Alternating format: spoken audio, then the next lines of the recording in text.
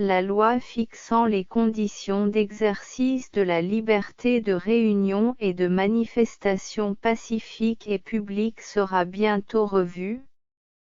À la suite des conclusions de la concertation nationale des acteurs politiques, le gouvernement a décidé d'introduire un nouveau projet de loi sur les manifestations. Selon Christian Trimua, ministre des Droits de l'Homme chargé des relations avec les institutions de la République, il s'agira d'une nouvelle relecture de la loi fixant les conditions d'exercice de la liberté de réunion et de manifestation pacifique et publique. Les points essentiels qui seront revus concernent les horaires et les lieux des manifestations. En 2019, pour diverses raisons liées au contexte de sécurité nationale, il a paru important de retoucher un certain nombre de points dans la loi fixant les conditions d'exercice de la liberté de réunion et de manifestation pacifique et publique, en particulier les horaires. Avant, on pouvait manifester de 6h à 22h.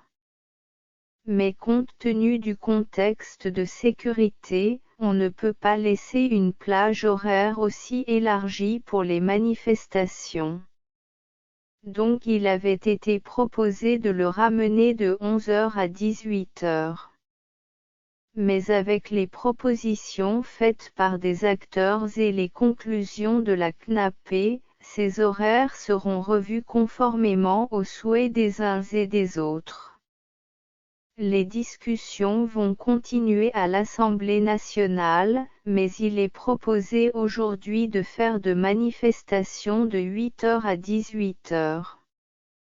De sorte que les manifestations n'empêchent pas le déroulement des activités dans le pays. Et c'est également pour la sécurité des manifestants qu'il a été décidé que les manifestations finissent à 18h, a expliqué le ministre Trimua.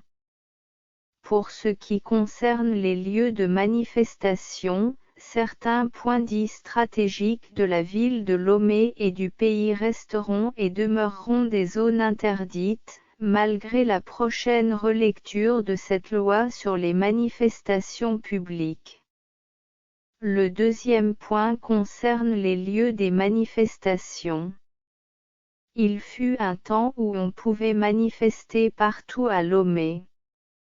Mais avec les questions de sécurité, le gouvernement a décidé de limiter les manifestations, d'interdire les manifestations dans certains milieux qui sont considérés comme stratégiques, exemple les voisinages des camps, les sièges des institutions de la République.